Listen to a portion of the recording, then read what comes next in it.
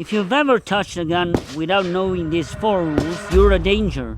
Not just to others, even to yourself. By the way, I'm Mark and I'm a firearms instructor. I've been teaching firearms in 10 plus years. I decided to share all of my experience with you to help you avoid all the mistakes that I made in the past so that you can shoot better and safely. There's a big reason why they're called universal firearms rules. They're universal. That means that you have to apply them in whatever situation, in whatever condition, with every gun you ever have to deal with or use.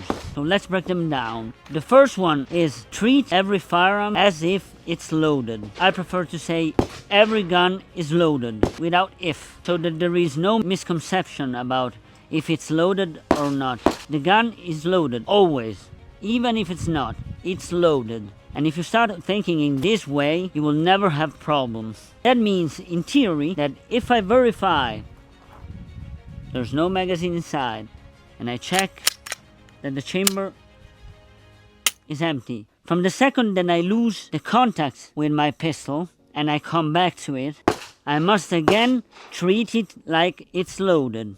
Because every single gun is always loaded. By the way, I'm looking for your feedback because I've just created this printable target. It helps you train 2 specific drills that will help you improve different fundamental skills. Check the link in the description, download it, and let me know. So the second rule is never point a gun towards anything you're not willing to destroy. That basically means that the muzzle of your pistol should be pointed only when you have already taken the decision that you want to fire. Someone of you could say, but I've just verified that the gun is unloaded. No, because the first rule says that every gun is always loaded, so keep the muzzle always pointed in a safe direction.